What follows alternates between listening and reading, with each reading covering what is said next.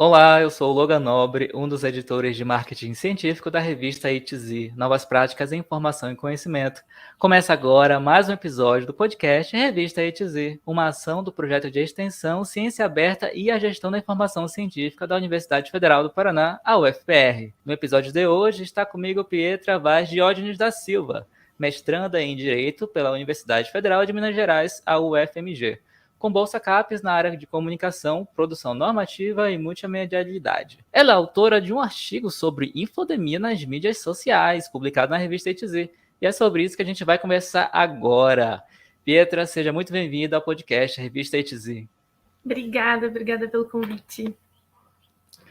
Pietra, se apresenta aí para o nosso público conhecer você, diz quem você é, de onde você fala, o que você faz da vida além de sucesso, que eu sei que você faz sucesso. Enfim, esse é o seu momento. Bom, eu sou a Pietra, eu fiz graduação e agora estou fazendo mestrado em Direito lá na UFMG. No momento estou falando de Uberaba, Minas Gerais, que eu vim para cá no início da pandemia, e agora eu não sei mais quando que eu vou embora, porque a pandemia está durando mais do que a gente esperava no início, né? Mas é isso. Ok. Você nasceu em que cidade? Eu sou de Uberaba mesmo. Bom, você é daí mesmo. Sim, Ah, aí eu ok. saí, fui para Belo Horizonte para fazer a graduação e Uhum. iniciei o mestrado justamente foi uma semana antes de decretar a pandemia no Brasil. Então, Eita. eu fiz praticamente, né, estou quase concluindo o mestrado totalmente à distância. Tem sido uma experiência desafiadora, mas tá dando certo. Só imagino. Petra, como é que você saiu? Saiu não, né? Como é que você está no direito e foi estudar informação, comunicação? Como é que foi isso, né? Quem foi que chegou para você e disse: Olha só, Petra, tem uma área muito legal aqui, porque eu sou dessa área. Tem uma área muito legal aqui chamada, né, comunicação, informação, né, métricas. Como é que tu chegou nisso aí? Conta pra gente. Desde 2017, quando eu comecei a iniciação científica, eu faço parte de um grupo de pesquisa e extensão lá da Faculdade de Direito da UFMG, que chama Observatório para a Qualidade da Lei. Ele é coordenado pela professora Fabiana de Menezes, que é também a minha orientadora no mestrado. Ela tem uma proposta muito interessante, que o grupo todo repercute, de entender a lei não como só o processo, o resultado de um processo legislativo, mas sim como o fruto de uma dinâmica muito complexa social, assim, que envolve vários fatores, vários atores, sejam eles agentes públicos, particulares, terceiro setor, cidadãos em geral. O estudo desse grupo conjuga várias frentes, desde linguística, o próprio direito, claro, comunicação, então analisar todos os atos comunicacionais entre os agentes, ou então como é a linguagem da lei para o cidadão, será que o cidadão consegue entender a lei ou não? E ultimamente, um dos fenômenos, né, que tem sido mais impactante para a gente pensar a produção do direito é justamente a informação, que deixou de ser, pelo menos no direito, né, deixou de ser compreendida como um objeto mesmo e passou a ser entendido como uma força social que transforma a realidade, né? É quase uma força por si só e não só um instrumento que a gente utiliza na hora de fazer o direito. Ele é também um produtor do direito, né, enquanto fenômeno.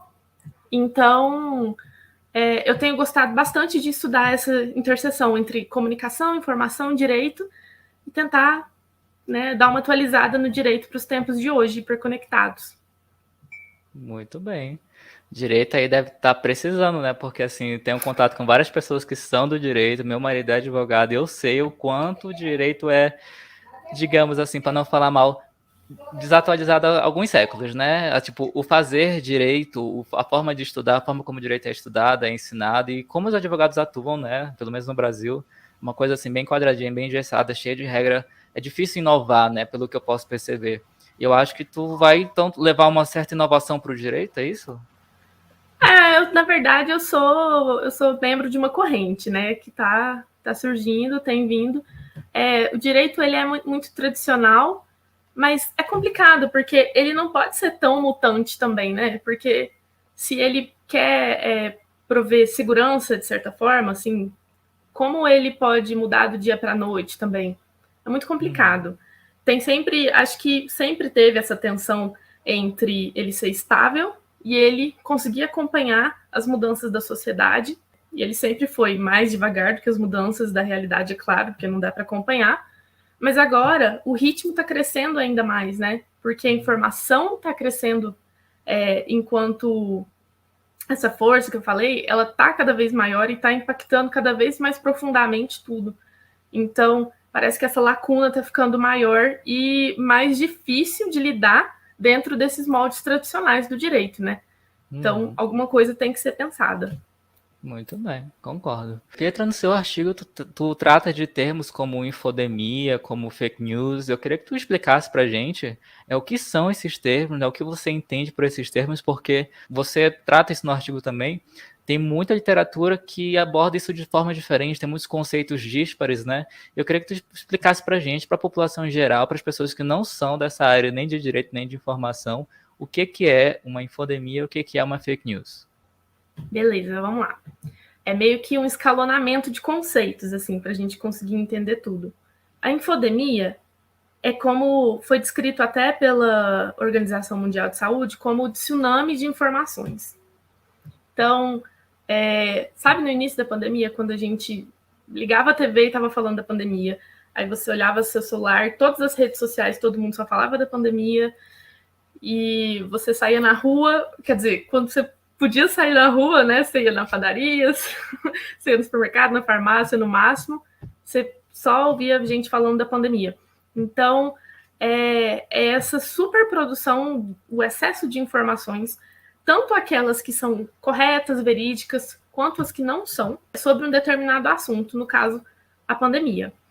E aí, quando a gente falava da infodemia, muitas vezes era tomado como sinônimo de fake news. Então, você tem um excesso de informações e todas elas são falsas. Mas não é bem assim. E para a gente entender isso, primeiro, vamos lá no conceito de fake news. A mentira está aí desde que o mundo é mundo, acho, né? Mas fake news parece que tem uma especificidade, assim. Como que eu posso diferenciar qualquer mentira, por exemplo, de uma fake news? Na literatura, não encontrei, assim, o conceito de fake news, sabe? Até porque acho que, por ser um fenômeno ainda muito novo, cada um tem lidado com aquilo no seu campo e ainda não teve, né, aquela definição super padrão para todo mundo tomar. Não tem uma definição clássica, né, da fake news. E aí, alguns autores entendem que é qualquer notícia ou informação falsa que é apresentada de uma maneira que pareça ser verdadeira. Então, uma notícia que simula uma notícia de um jornal, por exemplo, mas na verdade ela não foi produzida seguindo a forma jornalística de você criar uma notícia, nem tem o processo organizacional de uma reportagem ou de uma notícia jornalística na hora de elaborar aquela notícia. E tem o elemento da intenção também, que é muito relevante. A fake news ela tem a intenção, desde o seu momento de criação, de enganar, de manipular o destinatário, né, quem vai ler, receber aquela fake news. Mas aí tem algumas divergências. Alguns autores, por exemplo, excluem erros não intencionais em notícias, aquelas erros materiais que acontecem mesmo, declarações falsas feitas por autoridades, notícias tendenciosas, então aqueles clickbaits, assim, né, que vem com uma manchete muito apelativa, e depois quando você clica para ler a notícia inteira, não é bem aquilo que parecia.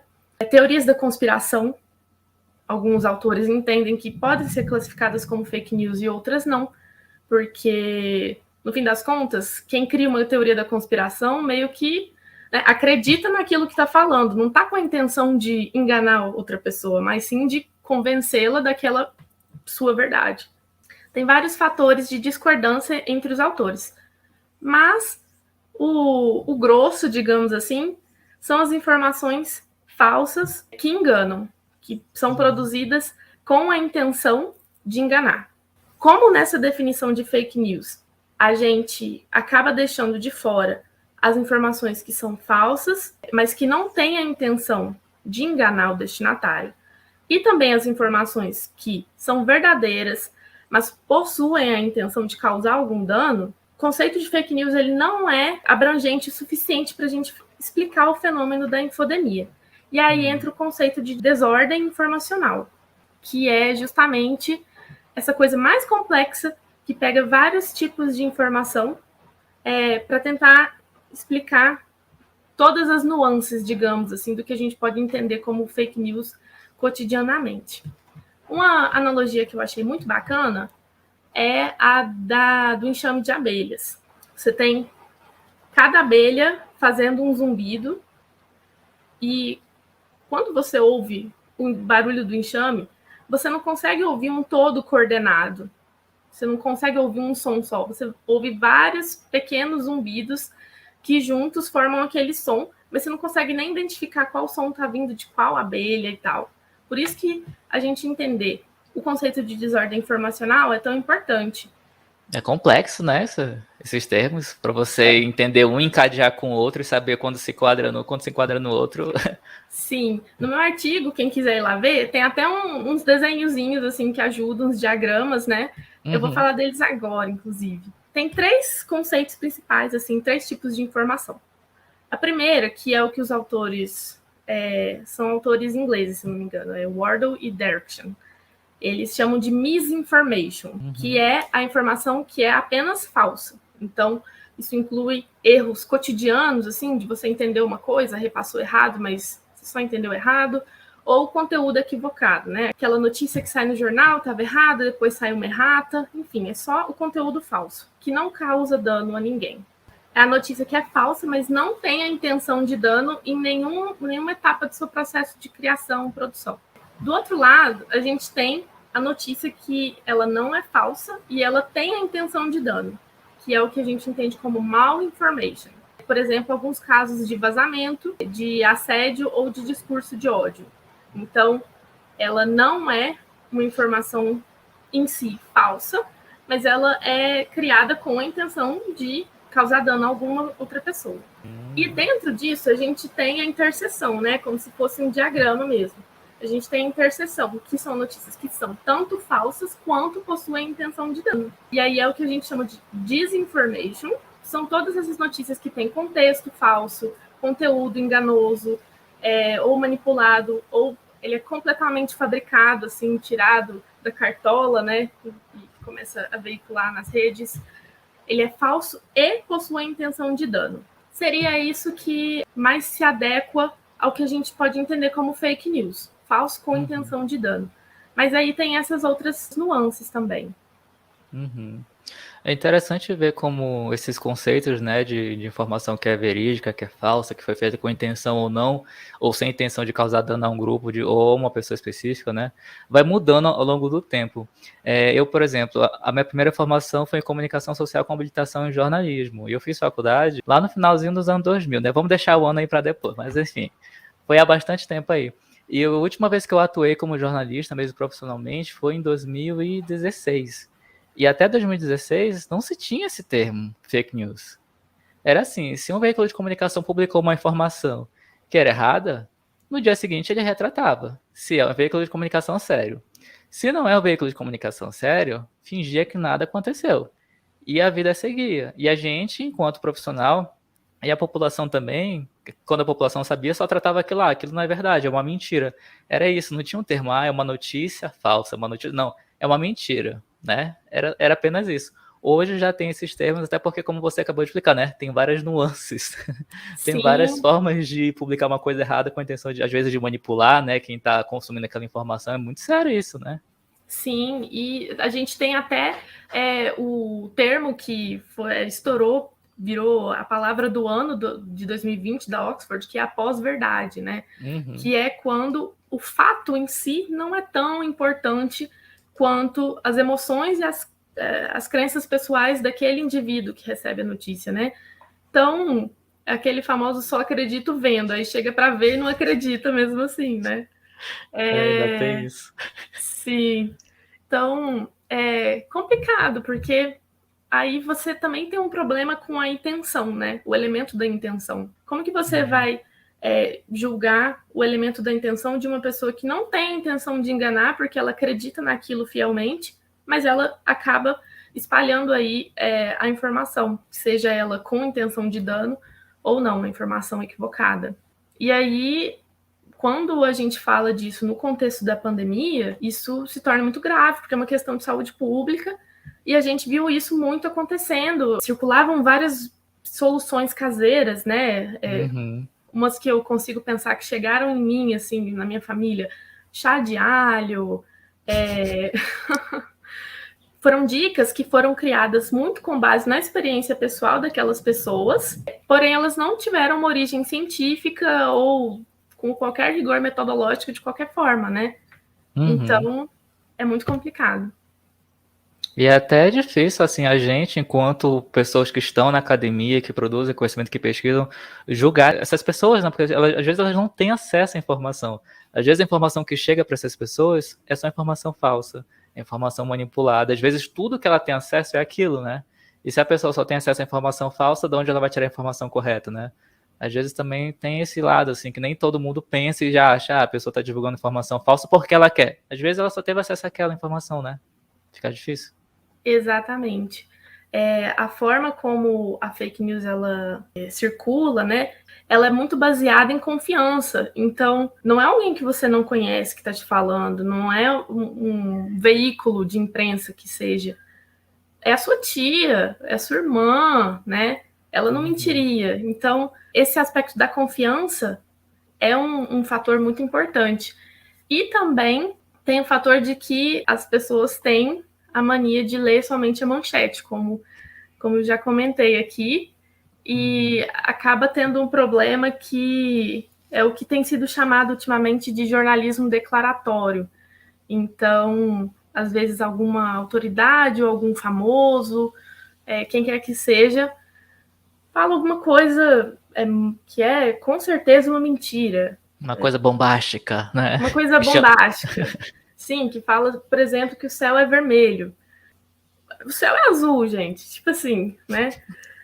Mas ao invés da notícia ser veiculada assim, fulano mente e diz que o céu é vermelho, é simplesmente falado, fulano diz que o céu é vermelho. E como você tem, né, essa enxurrada de informações, esse tsunami de informações que é percebido num contexto de infodemia, essa notícia passa por você e você fala, nossa, meu Deus, o céu é vermelho. Então, parece que a gente tem um ponto ótimo, sabe, de informação, o máximo de informação que você consegue receber, o máximo que você consegue processar, e a gente está recebendo mais do que a gente consegue processar, e aí as coisas ficam mal estruturadas na cabeça da gente, enfim. Pietra, o teu artigo, o título dele é Pandemia e Infodemia nas Mídias, : Análise da desordem informacional no Twitter. Tu escolheu o Twitter especificamente para analisar nesse seu artigo, por quê? O que foi que te levou ao Twitter? É mais fácil de captar dados? Você gosta mais do Twitter? Essa desordem acontecia mais lá? Como é que foi? Conta pra gente. Então, eu gosto do Twitter, sou usuário fiel do Twitter. Quando todas as redes caem, ele é o único que permanece lá firme e forte. Mas o que me levou a escolher essa rede especificamente foram 2 motivos. Primeiro que, quando eu estava fazendo uma pesquisa preliminar, né, eu encontrei um artigo falando que o Twitter ele é ideal para a gente medir o momento. Porque o Twitter é a rede que melhor espelha a ansiedade social imediata. Diferentemente de outras redes em que os posts costumam ser mais programados, como o Instagram, ou que possuem um espaço maior para você deixar comentários e criar conversas e engajar, como o Facebook, o Twitter, ele é a rede de você jogar o pensamento para fora. Ele consegue perceber melhor, ser um retrato melhor dessa ansiedade. E também porque ele tem maiores bases de dados assim acessíveis. E qual seria o impacto assim que você poderia dizer desse seu estudo, não só do seu artigo, mas assim dessa área de estudo de analisar a infodemia nas mídias sociais, assim, qual é o impacto disso para uma pessoa comum, por exemplo, né? O que teu estudo e o estudo de outros, dos seus pares, podem ajudar a sociedade? Pensa. Pergunta profunda, né? Que tipo de reflexão que a gente, população, que só tá usando as mídias sociais, não para pensar, né? Tipo, olha, o fato de eu ficar aqui colocando qualquer tipo de informação que eu quiser sobre a minha vida, ou comentando a vida dos outros, ou repercutindo informações verdadeiras ou falsas. Isso tem impacto mínimo na minha vida enquanto indivíduo, mas na vida da sociedade inteira tem impacto em eleições, tem impacto em divulgação de tratamento de doenças, como a gente está vendo no Covid, que você mencionou no início, tem vários impactos, né? Aí eu fico imaginando assim, a pessoa que está consumindo informação na mídia social talvez não tem esse parâmetro, né? Não tem esse tempo para parar e pensar, que é o tempo que o pesquisador tem quando ele está analisando, né? Por isso que eu te pergunto, né, qual seria o impacto desse tipo de estudo para o resto da sociedade? Sim, eu acho que eu realizei esse estudo, né, na condição de pesquisadora, mas eu não consigo, né, me desvencilhar da condição de usuário também das redes, de pessoa que às vezes cai, cai nos golpes, né, das misinformations da vida, das disinformations, porque acho que está muito conectado com o nosso modo de ser hoje em dia. A forma como a gente produz, consome informação, torna todo mundo vulnerável e capaz de realizar esses atos. Apesar de que alguns comportamentos levam a uma maior disseminação e maior consumo de informações equivocadas. Então, acho que estudar isso é importante porque a gente consegue perceber a desordem informacional como um fenômeno mesmo, e enquanto fenômeno social, permite que a gente pense em estratégias mais amplas para a gente conseguir pensar formas de resolver ou de minimizar os impactos negativos disso. E também acaba sendo um exercício de repensar a própria postura na internet, né?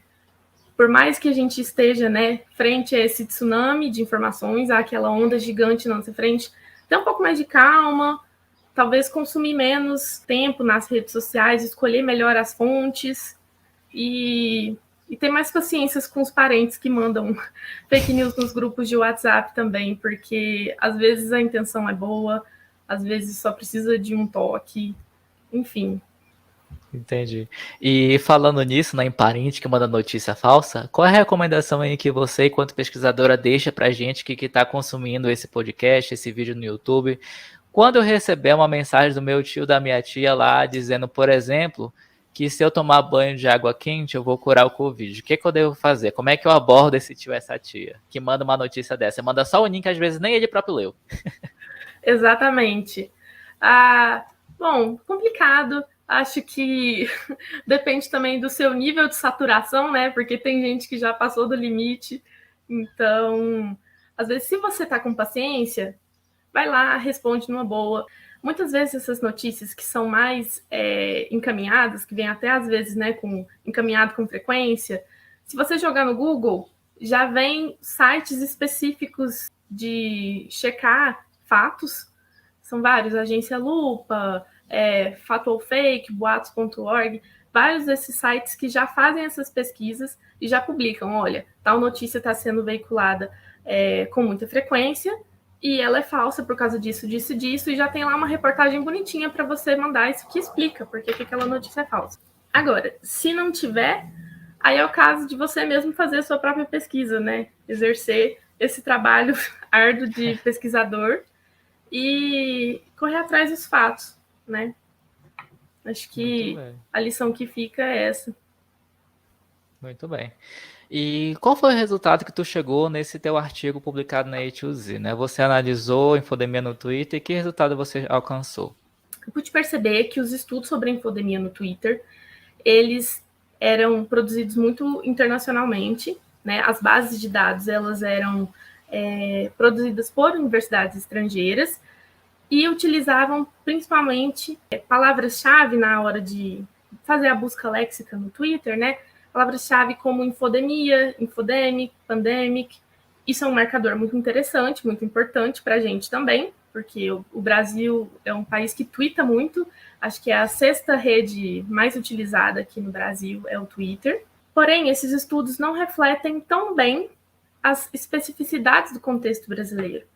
Tem um estudo que eu citei, de Recoeiro e Soares, que foi publicado em 2020 também, em que os autores eles fizeram a própria busca no Twitter e eles utilizaram palavras-chave mais voltadas para o contexto brasileiro.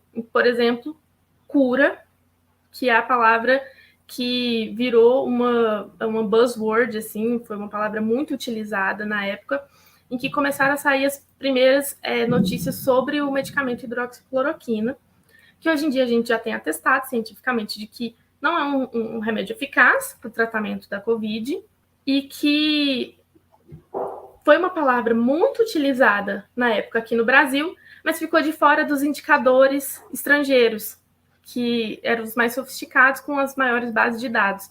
Então, a gente acaba tendo um retrato um pouco disforme da infodemia e da desordem informacional aqui no Brasil. Muito bem. Trazer a pesquisa para o cenário brasileiro, né? Para pesquisar em português. Exatamente. Ok. E falar em pesquisar, se você fosse continuar essa pesquisa, não só você, mas qualquer outro pesquisador que queira seguir esse caminho que você iniciou nesse seu artigo, que rumo você acha que seria uma boa direção para a pesquisa continuar? Acho que seria interessante atualizar o estudo falando sobre a vacina, porque quando eu fiz a pesquisa e elaborei o artigo, a gente ainda não estava tendo a vacina, que foi no início do segundo semestre de 2020, e, poxa, a vacina foi um assunto aí muito polêmico, né? Muitas pessoas querendo tomar, muitas pessoas se opondo completamente a tomar a vacina. Então, acho que seria um cenário bem interessante para a gente investigar. Qual seria a dica que você daria para quem quer iniciar nessa vida de pesquisador, de pesquisadora, nessa área que você atua hoje, né? O que a pessoa deve fazer, qual curso, qual faculdade, por onde ela começa, quais são os caminhos das pedras? O curso pode ser qualquer um, acho, porque igual você falou, né? Eu sou do direito e estou aqui falando de informação. Acho que o importante é encontrar um tema que te instiga, né? Que você tenha realmente vontade de pesquisar. Se você está num curso, talvez, e você tem vontade de estudar outra coisa, procura uma interseção, né, entre o que você está estudando agora e o que você gostaria de estudar depois. E para começar a pesquisar, é começar a ler, né? Buscar boas fontes. A revista A2Z é uma ótima fonte, por exemplo, né? Para quem quer pensar informação e conhecimento. Buscar grupos de pesquisa sobre os seus interesses. O meu grupo de pesquisa lá na UFMG, por exemplo, é o Observatório para a Qualidade da Lei, e ele é super diverso, mas a gente ainda busca ainda mais diversidade, né? Então, tem pessoal da linguística, da comunicação, do direito. Se você é da engenharia, da aquacultura e também quer falar sobre lei, por que não? Muito bem, então estão aí as dicas da Pietra, caso você queira seguir nessa carreira de pesquisa de informação, infodemia, comunicação, né, é só você correr atrás que, como ela falou, você pode sair da sua base de qualquer graduação, basicamente, né, é só você estudar, se especializar e chegar lá, é isso? É isso, com algumas complexidades no meio do caminho, mas aí é tudo contornável. É difícil, porém não impossível. Exatamente. Ok. Pietra, como é que está sendo ser uma jovem pesquisadora, mestranda, no meio de uma pandemia, mulher? Conta pra gente, como que você está conseguindo? Me dê aí a dica de sobrevivência. Eu estou afogada na infodemia, assim. Ei. Eu estou completamente... É muito difícil fazer esse percurso, essa pesquisa solitária, sem ter acesso a bibliotecas, né? Sem ter a experiência mais importante, quase, da faculdade, do ambiente acadêmico, que é aquele corredor, aquele elevador que você pega com as outras pessoas, tomar um café. Faz falta. As relações estão muito, muito engessadas, às vezes, né? Pelo contato só virtual. Mas está sendo uma experiência muito interessante, muito enriquecedora também.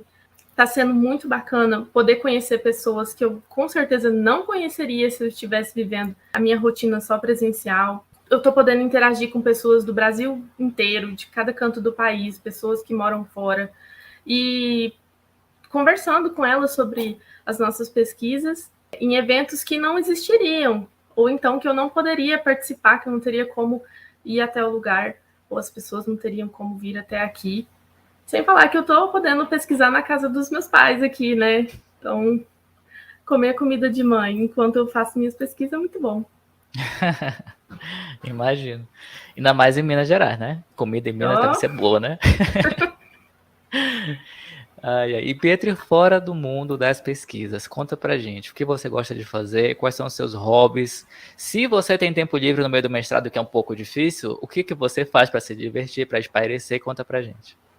Eu sou uma pessoa muito tranquila, caseira, apesar de que agora eu tô com muita vontade de sair, né? Saudade de uma festa. Mas não tive muita dificuldade nessa pandemia, não, assim, porque eu sempre gostei muito de ler, de assistir série, filme mesmo. Aqui em casa tem uma rede, gosto muito de deitar na rede, ficar de boa. E eu gosto muito de fazer palavra cruzada também. Durante a pandemia eu virei até assinante da revistinha de palavra cruzada. Comecei na média, agora eu já atualizei minha assinatura para difícil. Vamos ver como é que vai ser. Nossa, palavra cruzada, a média eu já acho difícil. Que coisa. Acho que eu vou me arrepender, mas qualquer coisa tem como voltar atrás. É um bom hobby, né, a palavra cruzada, porque você te força a estar pensando, né, movimentando o cérebro o tempo todo. Pietra, tu gostaria de indicar pra gente algum livro, uma série, um filme, alguma coisa que você descobriu recentemente sobre qualquer assunto, não necessariamente sobre o que você estuda, para as pessoas, né, que às vezes estão querendo uma dica de alguma coisa, algum produto cultural? Eu gosto muito de fantasia, ficção científica, então acho que uma dica que eu tenho é esse livro aqui, ó, Rainha do Ignoto. Olha. Que ele foi escrito pela Emília Freitas, que foi uma escritora cearense, e ela publicou esse livro em 1899. É o primeiro romance de fantasia escrito no Brasil e foi escrito por uma mulher. E, claro, é um livro de seu tempo, a gente não pode ser anacrônico, mas ele é muito interessante, ele tem todo esse aspecto da fantasia e ela era uma feminista também, então é uma leitura super interessante e é um clássico desconhecido do Brasil. Já gostei. Agora, eu amei. Você pode mostrar a capa novamente aí pra gente ver? Olha aí, tá focando, menina? Está focando? A Rainha do Ignoto. Recebido pago, mas... Recebido pago. Muito bem. A indicação aí da Petra vai estar na descrição desse episódio. Bom, Petra, muito obrigado. A gente está chegando ao fim dessa entrevista. Muito obrigado por você ter aceito, ter disposto o seu tempo de pesquisadora para vir aqui conversar conosco. Muito obrigada. Eu agradeço a você e a todo mundo da A2Z, não só pelo convite do podcast, mas também por ter publicado um artigo. Foi uma experiência incrível. E também parabenizo pela iniciativa do podcast, que é uma iniciativa muito legal de divulgação científica e de democratizar o conhecimento. Obrigado. Chegamos ao fim de mais um podcast Revista A2Z, uma ação do projeto de extensão Ciência Aberta e a Gestão da Informação Científica da UFPR. Na descrição estão os contatos da entrevistada e o link para você ler o artigo escrito pela Pietra. Na descrição também estão os links para você encontrar a Revista A2Z, um periódico interdisciplinar e de acesso aberto do Programa de Pós-Graduação em Gestão da Informação da UFPR. A Revista A2Z tem um site e está no Twitter, Instagram, Facebook, YouTube e nos 12 maiores agregadores de podcast do planeta. Basta procurar por Revista A2Z. Eu sou o Logan Nobre e a gente se vê no próximo episódio. Até mais! Tchau!